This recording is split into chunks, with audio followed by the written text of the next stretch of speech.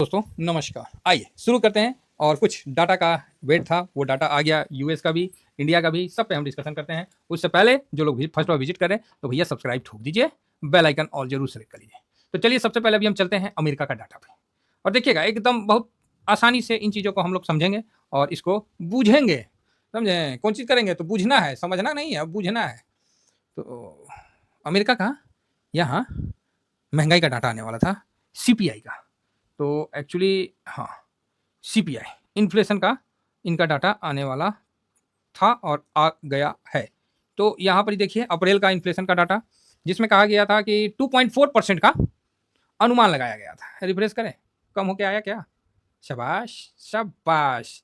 तो फोरकास्ट के अनुसार इनका कम होके आया। और क्या चाहिए? बल्ले बल्ले भाई, हैं? बहुत बढ़िया। अब इनका जो फेड का जब आएगा रेट कट का, तो उसमें थोड़ा सा अच्छा माना जाएगा कि भाई फेड को अब रेट कट के लिए एक मतलब दबाव बराबर बनेगा। तो ये देखिए 13 मई इन्फ्लेशन भाई देखिए, महंगाई जहाँ कम होना तो कोई खराब चीज़ थोड़ी है। महंगाई देखिए कम हुआ है तो बढ़िया बात है। तो इन्फ्लेशन का डाटा कम आना अच्छी बात है। अब इसको कोई बोलेगा ये रिसेशन में जा रहा है, फलाना जा रहा है, ढिकाना जा रहा है, तो देखिए बोलने वाले का तो हम मुंह नहीं रोक सकते हैं। जिसको जैसा समझ में आता है वैसा बोल सकते हैं। तो इन्फ्लेशन का डाटा कम होकर आ रहा है। तो ये भी हो सकता है कि बाहरी लोगों को भी मतलब बाहर किए हैं तो उससे भी जो पहले के मुकाबला जो इन्फ्लेशन महंगाई था वो थोड़ा सा कंट्रोल हुआ है। तो जो भी है मतलब कुल मिला के टैरिफ का जितना भी हंगामा चला उसके बीच में भी इनका इन्फ्लेशन कंट्रोल रहा। ये एक अच्छी खबर है और ये फेड को एक कंफर्ट देती है कि रेट कट के लिए वो अपना व्यू को बनाए। तो इनका रेट कट कब है? तो 7 मई को 4.4 किए थे। अच्छा, अब तो इनका जून में 18 तारीख को। तो एक और इन्फ्लेशन का डाटा इनको देखना पड़ेगा, क्योंकि 18 जून को है। तो इस समय इन्फ्लेशन का जो नेक्स्ट डाटा आएगा तो कब आएगा?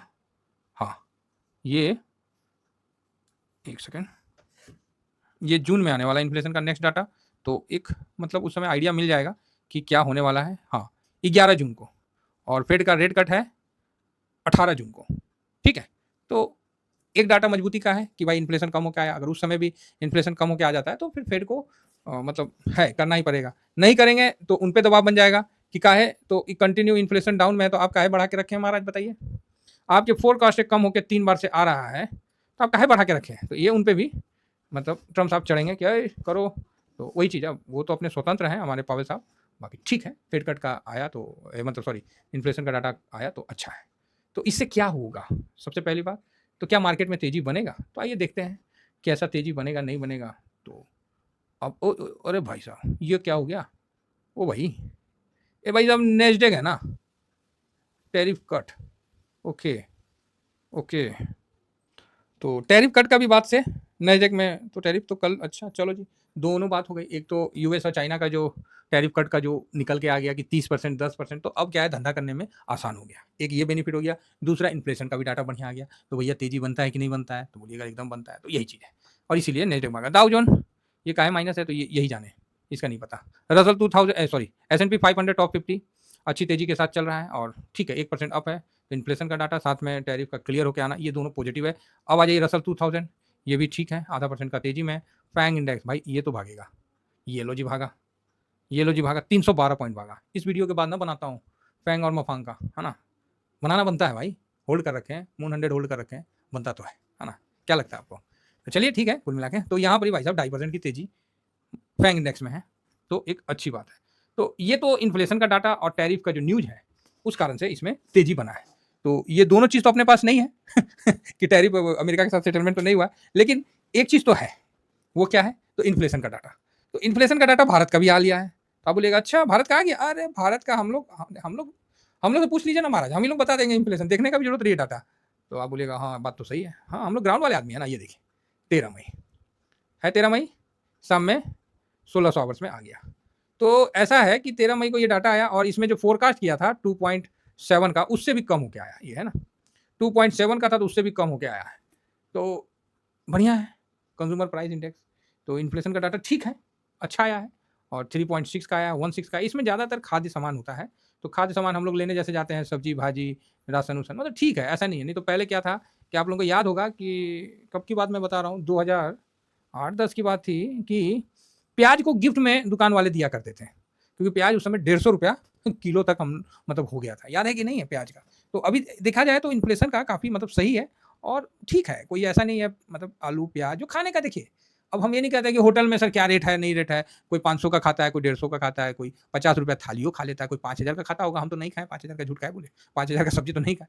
हम लोग तो भैया जाते हैं, मंडी में जाते हैं, मंडी में घूमते हैं, हाँ भाई क्या चल रहा है रेट? तो ठीक है, खीरा जो है ₹30, आलू, प्याज 20-25, ₹20 आलू, बढ़िया-बढ़िया आलू है, प्याज है, तो रेट पता चल जाता है। कोई लौकी हो गया तो कहीं 20 है, कहीं 25 है, कहीं 30 है, मतलब इस तरह का मतलब ठीक है। ऐसा नहीं अनाप-शनाप रेट नहीं है। कोई भी ले लीजिए पटल-वटल जो भी है हम लोग को 25, 20, 25 यही है किलो के भाव में मिल रहा है। अब भाई कोई हम ये नहीं कह रहे, हम एक मंडी का बता रहे हैं जो साधारण मंडी होता है उसका बता रहा है। कोई आप ये बोलिएगा कि सर हमारे साइड में तो इतना में नहीं है, तो हो सकता है जगह-जगह का है, लेकिन तकरीबन जो शहर में मंडियाँ होती हैं ना, उसमें यही रेट चल रहा है। तो इसीलिए इन्फ्लेशन में हमको भरोसा था, बढ़िया रहेगा। अब इन्फ्लेशन बढ़िया आया, ये बात तो जब मेरे जैसे आदमी को पता था, तो बड़े-बड़े जो फाइनेंशियल इंस्टीट्यूट हैं उनको भी पता होगा। तो आप बोलिएगा हाँ, बात समझ रहे हैं? तो आप बोलिएगा बिल्कुल, इशारा कहाँ बता रहा हूँ मैं, इशारा कहाँ देना चाह रहा हूँ, तो उनको भी पता होगा। अंदाज़ तो होगा। तो क्या गिफ्ट निफ्टी में क्या तेज़ी बननी चाहिए? तो देखते हैं। पहले तो निफ्टी अपना बंद कितना हुआ? कहाँ हुआ था? तो निफ्टी अपना बंद सर हुआ था 24,580 78 पे बंद हुआ था। शायद इसी के आस-पास, थोड़ा-सा ऊपर-नीचे हो सकता है।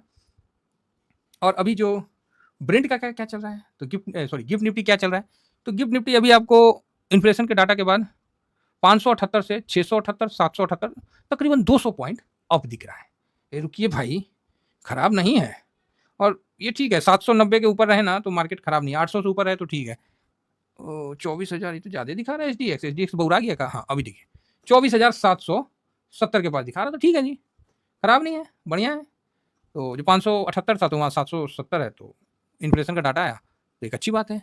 अब जो रेट कट आरबीआई का आएगा, तो उसमें एक पॉजिटिव फिगर है कि रेट कट होने का उम्मीद है, ज़्यादा उम्मीद है ना? ये एक पॉजिटिव संकेत है कि अब आरबीआई का मल्होत्रा साहब को देखिए, मल्होत्रा साहब बहुत अच्छा आदमी हैं इस मामले में। उनका जो एक्शन है ना, होने से पहले वो अपना दे देते हैं, प्रोएक्टिव है। ये चीज़ तो आप भी मानते हैं कि प्रोएक्टिव, ज़रूरत से पहले दे देना। देखिए, ज़रूरत है उस समय जाके हम माँगे, घिघियाएँ, उससे पहले हमको दे दे तो मज़ा आ जाए भाई साहब।